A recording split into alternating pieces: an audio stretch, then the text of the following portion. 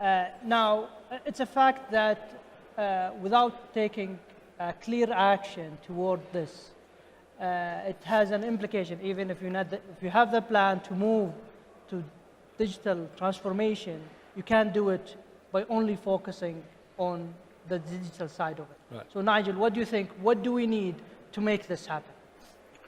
So the technology choices, excuse me, that you have available to you are relatively straightforward, because cloud is an operating principle and there are a number of technologies that you can acquire that give you a cloud operating principle. So from a technology point of view, we broadly understand the how we get it done, right?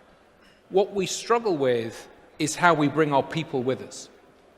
There's a principle around how you take elements of your workforce and educate them to behave differently, to understand that as the organization changes, they need to change.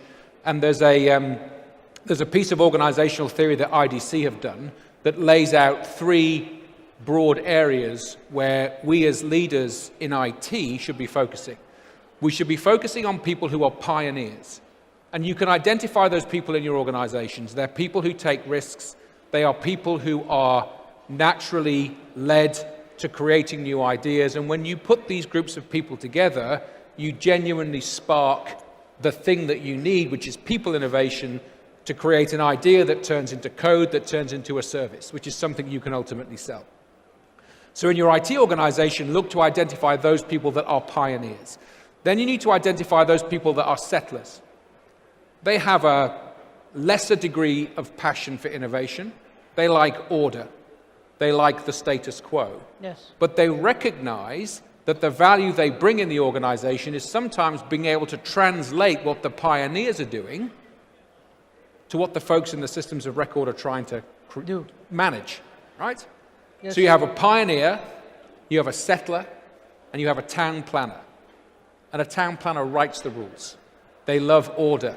They're often engaged with the regulator. They are often engaged in conversations where the shape that the pioneers take has to have some principles and some guardrails, as the Americans would say, and they provide the guardrails. And historically, we've never demonstrated a path between town planning, settling, and pioneering. The trick is to demonstrate to your IT organization that this is actually a two-way step. If you're bored of town planning and you want to go and try something different within the group of your own IT organization in your own company, remember, people are intellectual property. When people leave your business, intellectual property leaves your business. So what can you do to retain staff by actually showing them a two-way journey where if you're a town planner, you're a systems of records guy, and you want to become something a little bit more innovative, show them how you can actually migrate their role or migrate them as individuals into a slightly more pioneering role. And pioneers don't always like being pioneers. You have to find a way of actually bringing them into the organization. So recognize that people is intellectual property, and recognize that you need to provide a cultural framework that allows these people to move within the extent of IT. So what we are saying here, Fadim is mentioning that we need to realize the fear and plan for the hope of change, otherwise our business will be disruptive.